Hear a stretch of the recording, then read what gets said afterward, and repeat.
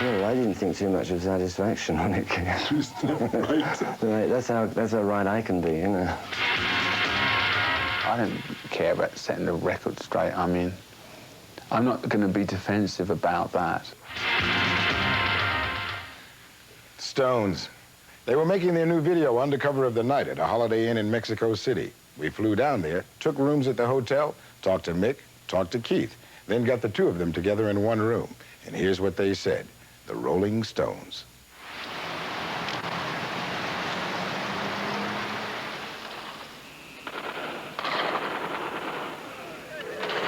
Okay, going for a take. Stand by quiet, please. We're going to roll.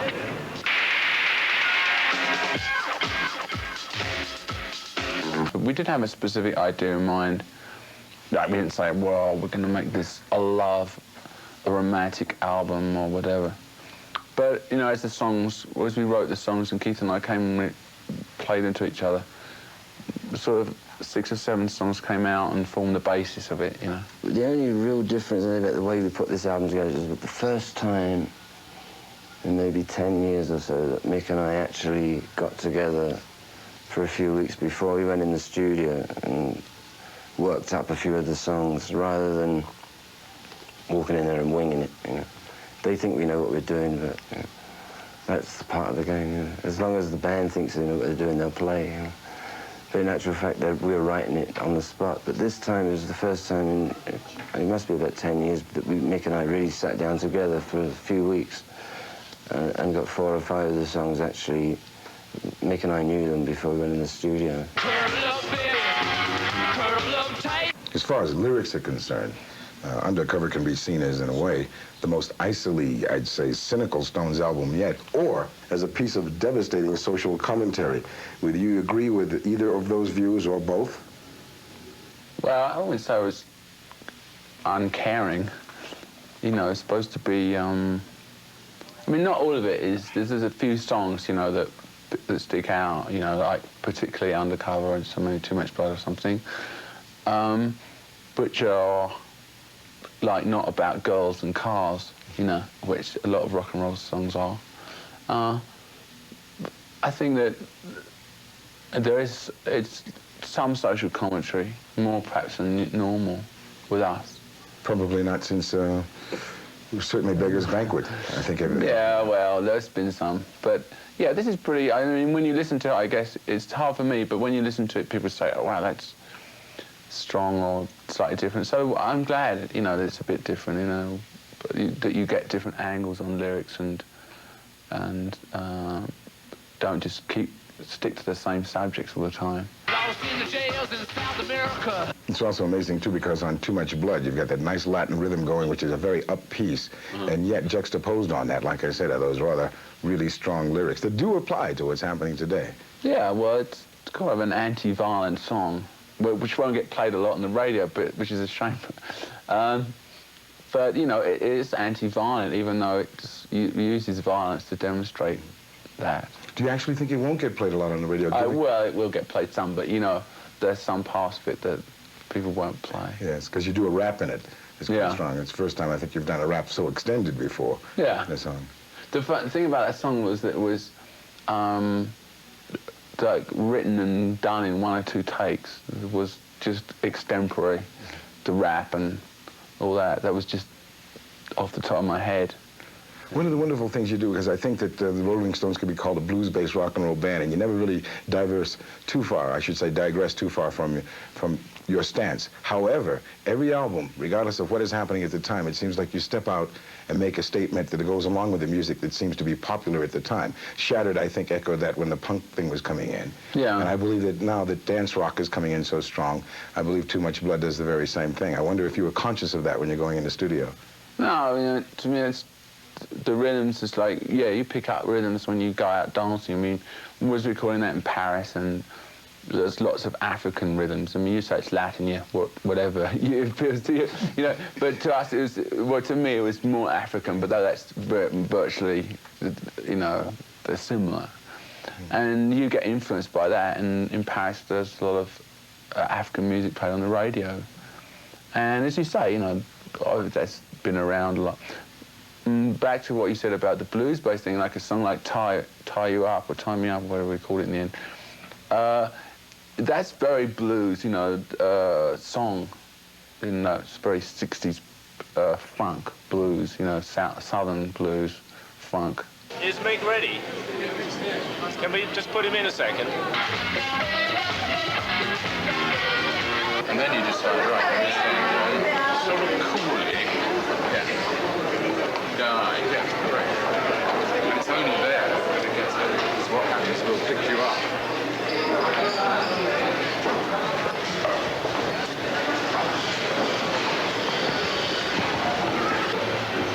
Yeah, but that's good. Slow, the first thing, you know, one slight thing going on, and then it classifies, you know, part of the body, mass and stuff, and then back. Yeah. And then the thing. So, as you say, it's 2 shots, and I do it in my own time. Yeah. The first shot's a pan of the party, Big crane thing across, yeah. Comes to rest on you, you're just there for the evening, having a drink. Yeah. Check out the body, but then something Put catches party me. first, and then I check the room, just catching my eye, Yeah. see the thing, but glance back to the party. Yeah, it because might it be might be part of the something thing. part of the body. And then I see a little bit more. Yeah.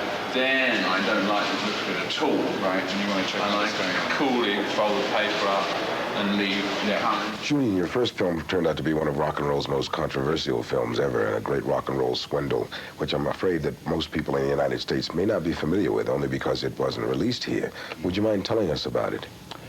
Well, yeah, sure. It was one of the most controversial films because it was one of the most controversial bands, you know. And I never really consider it a music film, straight music film, because a lot of the Sex Pistols was to do with their attitude, which is a thing they have in common with the Stones, I think. This is your first video with the Rolling Stones. Yeah. All right. Now, is there more pressure because of obviously, this is a very huge band, the biggest in the world. Do you find that there's a little more pressure in working with them? Yeah, there is, in the sense that they're like medieval barons, you know. They travel around the world with all the kind of problems and largeness of medieval barons, to me, which, 1, puts costs on the budget because they have to live in different parts of the world. 2, they have been doing something for 20 years that most people can't do for a week, and they still keep that going. You know, their energy is incredible. But how do you help keep a performer, and in this particular case, Mick, keep that energy rolling and that flow going between takes? It's very difficult because they are, you know, rock and roll people aren't really used to sitting around so much on film sets as people like us might be, but you have to constantly keep them informed about what's going on. How closely did you work with Mick Jagger on the writing of the script on this? Well, again, not that closely on the script. I just sent it off to New York when I'd finished it, and he liked it. But it was very, you know, I was very careful to make sure that the song was very meshed in. So in the sense that the song is in some kind of thing a treatment for the script that I've done. In that sense, we've worked together, and obviously we've refined it together since. And changed a few things, built up certain things, and you know, since he had the script, we've been through it a lot of times, and changed it a little bit. Well, it helped a bit, but I mean, I'm not going to take credit for it all. I'm not going to, because I didn't write the story. But the song, you know, the song itself, I mean, it is the suggestion for the video. You know, it's not something that's nothing to do with the video, which it could well be. The song is about political repression, and the video is about political repression. So, if you want to say I wrote the video, you can say they're both one and the same thing. But it's not just a performance video. There is performance in it. We don't quite know what amount of performance. But we did a shoot last week in Paris in a nightclub, small club, and where we performed the song. I get taken out of my room in the Holiday Inn and taken off to be done in, you know.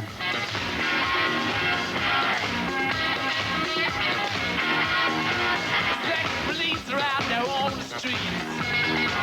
Make sure the past laws are not broken. Come, you track this exposition. Okay. Boom. Pasa a pasar rápidamente cuando... Super rapido. Muy rápido. Cuando pasan ellos a través del lente se va muy rápido. My Spanish, mate. It's very good. Praise. Okay, let's do this. Yes. Okay, ponte la máscara. Where do you want them to start from? Julian? Go. They start from there? Camera less. Start from over here, muchachos. Empiecen ustedes allá. Llévatelo, señor. Sí, perdón. And I play two parts. I play a journalist and I play a rock singer, which is me. The real me, it's another one. But it's quite complicated, as you said before, you know, it's quite a complicated story, it's very compressed, and after you've seen it about 4 times, you probably understand it. But it's rather complicated. You've done, in a way, dual roles before. You did kind of a dual role in the film performance. Yeah. Well, Julian's thing, he loves to do dual roles. You might have seen the things with with Ray Davis. And this is a bit similar. And Keith's doing one of the real baddies. He's head of the baddies. Does he fit that role real well? I think so. I don't think I have a lot of trouble. Keith, describe your role in this video. We understand you're a bad boy in this video. That's about it. That's all I know at the moment. I mean, I'm here and winging it, kind of. Oh, you really? Yeah. But your role is the bad guy in it? Of course. Yeah. I don't have a white hat. In your whole life, you've never had a white hat.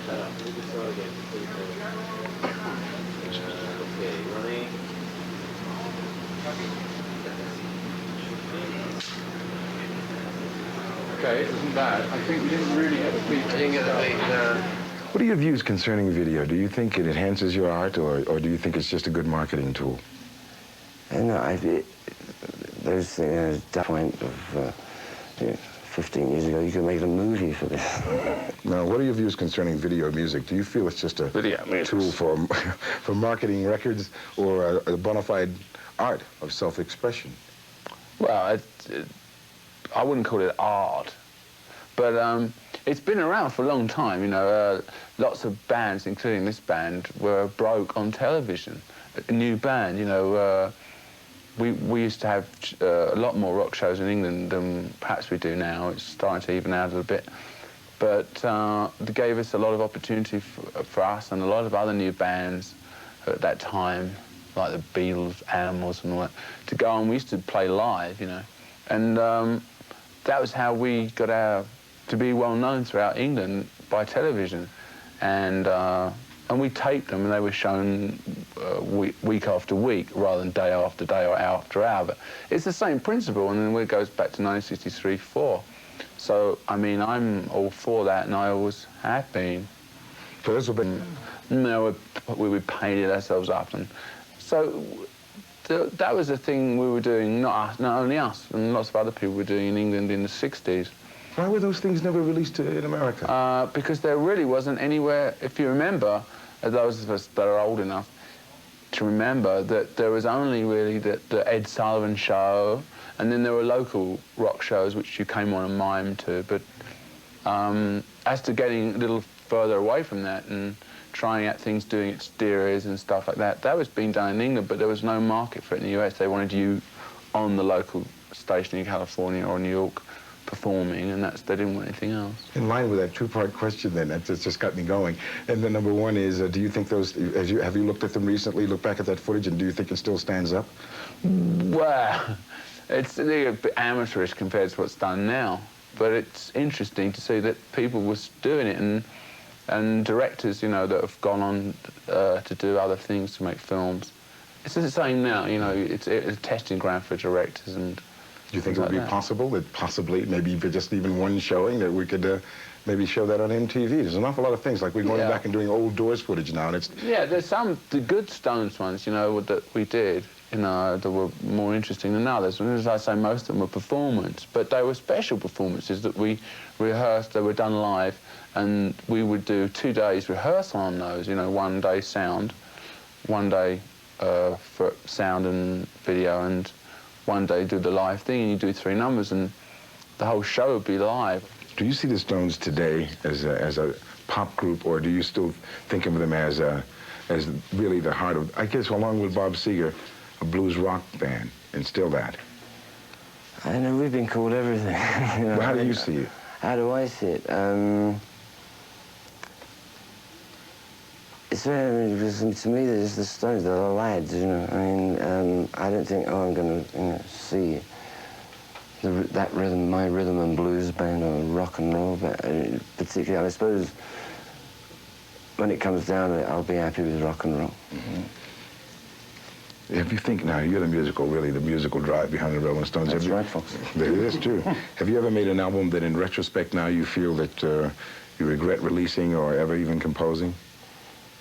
No, there's always, you know, the odd tracks there, and they say, oh, God, how could we have done that? You know, or why didn't we leave that one around for a bit? We could have done it better. You know there's that side. Right now, I know nothing about this new album, you know, because I've been listening to it just about a year and nothing else. And I've only started talking again recently. Has there been any album or song that you can think of that now, in retrospect, that you feel even more positive about now than you did when it was first released? Yeah, well, I didn't think too much of Satisfaction when it came. Is that right? Yeah, that's how right I can be, you know. But that was actually originally your riff, though, wasn't it? Yeah, in my mind at the time, it was nothing more than a filler track for the album. You know, I couldn't see it, and so that's what I mean. You know, sometimes you're so close to it. That, you know. Mick, do you foresee at any time that when your videos may become as important as recordings are to you? It's difficult to say. They're two things that are very much tied together. They certainly can take a long time to do, and they take a lot of effort. The main thing, the main problem that we got with doing videos, which I'd like to do whole album videos, is the funding of them. Record companies won't fund, well, not many of them, won't fund a whole album. They'll fund a couple of videos. And then, as usual, the normal thing is that the band will put in. If one wants to do it on such an expensive scale, as people are used to seeing, you know, people see something very quality, they get used to it. You can't go back to doing them for cheapo, because people get, you know, you can do them reasonably without overspending, but so that's really one of our problems. You know, it being a new or relatively new medium. Is to if they only sold like records, you know, like if they sold like video cassettes, just to give us enough money to be able to make them, then that would be a solution. But it's certainly interesting, and but I'd really like to tie the whole thing up with a whole album, rather than just one song. I think the Rolling Stones have always been thought of as a smart street band, and given your long-time fame and fortunate success, is it difficult to maintain that sort of edge? Well, yeah, I mean, street, it's a very overrated thing in a way. You have to be smart in every way. Street smart is a good place to start, but you should be smart in street, you should be smart in everything. I don't want to live a closeted life. There was a danger one time in that all sort of rock singers and film stars traditionally and all that have led closeted lives. But I personally don't like that kind of life. It's just a question of taste. Some people, when they earn money, they think there's the luxury to buy themselves somewhere where they can go away from the world, you know, and be alone. But I don't like that. It's just a question of personal thing. Mick, you rarely reveal much about yourself in an interview. Are you saving all of your best material and anecdotes, I should say, as well, for your autobiography? No, I'm happy to talk about my times in Southeast LA or whatever. No, writing that book is kind of fun because you delve into things that you've really forgotten about, and people remind you. And it's not just anecdotes, I think, writing a book like that. It's like how you see the time that you're in, whether it's the 50s, 60s, 70s, over so, you know, there's got to be stories and things that make people laugh. And I'm sure you want to set the record straight on a lot of things that have been written, because usually you don't answer anything. Well, I don't care about that. I think Bill's really, Bill Wyman's really into that. I don't care about setting the record straight. I mean, I'm not going to be defensive about that. I mean, I'll say what I think happened at certain times. I'm not going to say, well, what they said was this, and it really was this, and really, that's a waste of time. But after 20 years, is it really kind of difficult to look back correctly, you know, at the Well, past? it's totally objective. Mm-hmm. Subjective, I mean, it's non-objective. It's totally subjective. I mean, seen through my eyes, the same incident, and Bill Wyman's eyes, though we might be on the same stage, is a totally different experience. Mm-hmm. And Bill and I would disagree. We say, and that's not how it looked to me. It was the same with anyone. In this room, we say, that's what happened, or that's what happened. People see things with different eyes. Would you consider your life story, say, being made into a film? Seems odd. You know this offer is going to come. After the autobiography comes out, you know you're going to get a film offer. It seems strange, but maybe one day. But and if so, who would you? Do you have anybody in mind that would possibly star in that film? Not right now. They're probably not born yet. And direct it. I could direct it. And write the screenplay as well. Oh yeah, I do. Mick, you and Keith have known each other since you were both 6 years old. What's the bond that keeps your friendship together after 20 years? What I think is, first of all, the music, you know, and then the band itself, and the way Keith and I kind of, in a way, direct the way it's going. You know, I'm not saying that the rest of the band don't say, they do rather loudly say quite often. And our sort of friendship, though obviously we've had lots of disagreements. Most of them have been over the band, you know, rather than personal ones. I guess that's it, you know. It's very hard to define what friendship, what keeps friends. I'm sure everyone's got friends and they're, why am I friends with this guy? I mean, you know, you don't know. And you get on, sometimes you get on great, and then there's a period where you're not maybe getting on so well. But it's like friendships lasted for 36 years or something. It's quite a long time. And both of you guys, what's the biggest musical risk the Rolling Stones have ever taken? Picking up the guitar in the first place, as far as I'm concerned. Writing the first song. Yeah. That was a risk. You know, who knows that you can write a song, you know. Or giving it to somebody. Yeah. Or we tried it out on other people first, or recorded our own. That was a risk, and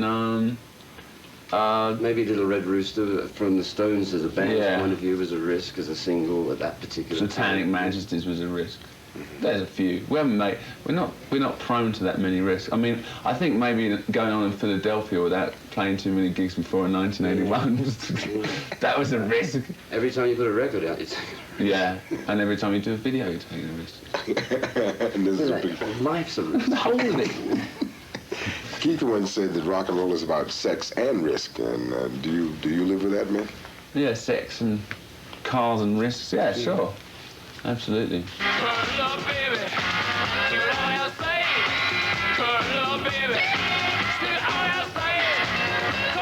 The Rolling Stones have got a lucrative new record deal that's the talk of the industry right now, and I'm not trying to pry into figures and things of that nature, but I'm interested in knowing is it important in a creative sense or simply in a business sense? I think maybe the most important thing really to us, I mean, plenty of times before we've been offered better business deals, I mean, money for us, and we didn't take them. I think this time it happened to be the best deal, and also that with CBS, we're going to be able to keep it all under one roof instead of having to split it up for North America and the rest of the world. You know, at least we've only got to go to one company with our stuff instead of splitting it up. Because you've got two different points of view, and you've got to organise and keep two. That became rather strange. We always imagine in some ways it helps, in some ways it hinders having two companies. I think also that after our relationship with Atlantic Records and TMI, to a slightly lesser extent because we weren't with them so long, was really good. It's good to have, you know, a change, you know, because the company gets more up, and I think a change is as good as a rest. They get used to it. Yeah, you know, you're part of the furniture, really. I'm not saying that denigrating those companies, but it's just a fact of life, you know. Yeah, there's a bit more enthusiasm sometimes with a new company. Still, we hope so. and hope it can sustain. One last thing. We had heard rumors that the Rolling Stones might play the opening date of the '84 Olympics. Are you still considering that? We heard rumours. They did ask us to. We were on a bill with Big Bill with the Beach Boys and all that, but I think up until now, we've said we'll see. Do you think you will tour in '84? I don't know. We haven't really talked about it very much. As soon as we finish this video, we can start to finish the record. And We may do. first things first. And all right, last thing, and when it eventually all does end, and we do hope that that's going to be a long way down the line, you know, how would you like to be remembered as a band? Oh, Are in that film. Not right now. They're probably not born yet. And direct it. I could direct it. And write the screenplay as well. Oh, yeah, I do it all. Hold on, phone again. They have been doing something for 20 years that most people can't do for a week. Every move you make.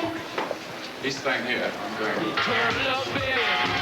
Curl up tight. What would you consider the biggest musical risk you guys have ever taken? and picking up the guitar in the first place. Yeah, we haven't done one for a while, mostly been performances. And we hope they're going to like this one.